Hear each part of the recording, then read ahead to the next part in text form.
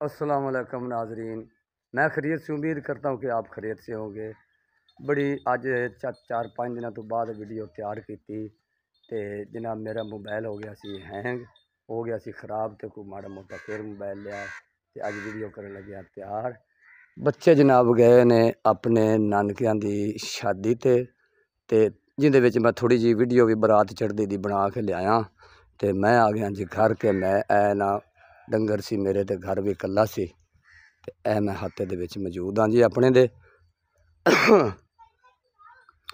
ते माल नूं पिवाया जी पानी इस गाय नूं, ये पी के पिछे हट आइए तो हुण पियाना जी बच्ची नूं पानी। ते फिर दूसरी तुहानूं जी सारी हकीकत सुणाउने आ जी।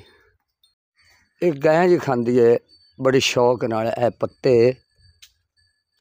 तूतां दे, ते विखाउने आ तुहानूं कि तूत दे पत्ते किस तरह बड़ी शौक नाल खांदी है।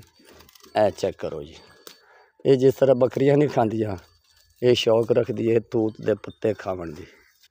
लै जी खा ला।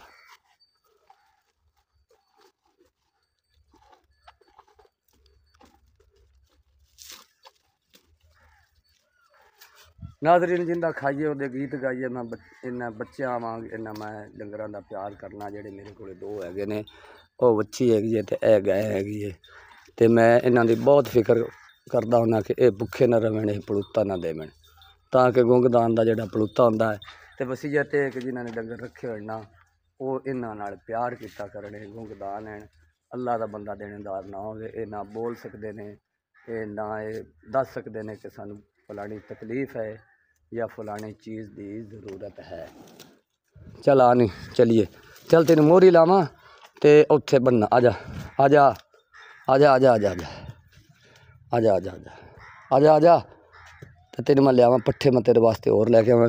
सवेरे इन्होंने मैं पा के गया, रजियां खड़ियां ने, इन्होंने थोड़ी जी त्रे हैगी सी, वो पिया दिता पानी। यो मोहरी तेनों लाउणी, चुप कर। ए बछड़ी पानी पी रही है जी।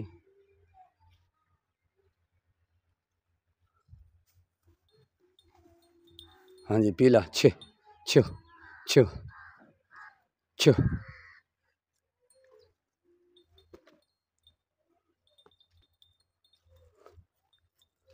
चल आ जा, मैं लिया पट्ठे थोड़े वास्ते। नाज़रीन इन्होंने मैं घाह पा दिता है होर लिया के, तो सुबह वास्ते जोड़ा ना होर लैन चलिया, ताकि जोड़ा ना ये सुबह उठदियाँ भी खा लवन, तो फिर मैं काम तो चला जावांगा। उतन बच्चे भी अपनी मर्जी नाल पिछले टाइम तो आ जावणगे। तो मैनू खांसी तो बुखार रहा अगे 5-4 दिन, तो गला मेरा नहीं सही, महसूस नहीं करना कि अज आवाज़ किस तरह है। ताकि भाईजान वीडियो की खांसी तो नहीं करनी चाहिए, बाकी मेरी मजबूरी हैगी है। तो चलिया जी होर पट्ठियां की मुठ लैन सुबह वास्ते, तो करने अल्लाह नूं याद, ऐ डॉक्टरी लैके तैयार हाँ जी। तो चलिया जी घाह नूं। नाज़रीन तो मैं जी घाह पट लिया सुबह वास्ते। ए जड़ा ना ए घाह पट्टिया पिया, ए मैं कपड़े ते जोड़ रहा, ये सुबह के नाश्ते वास्ते गां दे घाह जड़ा ना जी कर लिया जी तैयार। है जी नाज़रीन, ते ए जनाब ना ए घाह पट के रख दिता है जी, ये सुबह के नाश्ते वास्ते। तो वैसे ना जी अज बच्चे बेगम घर नहीं हैं, तो इस तरह लगता है जिवें सुनसान जिहा वेड़ा है, तो दिल नहीं लग रहा।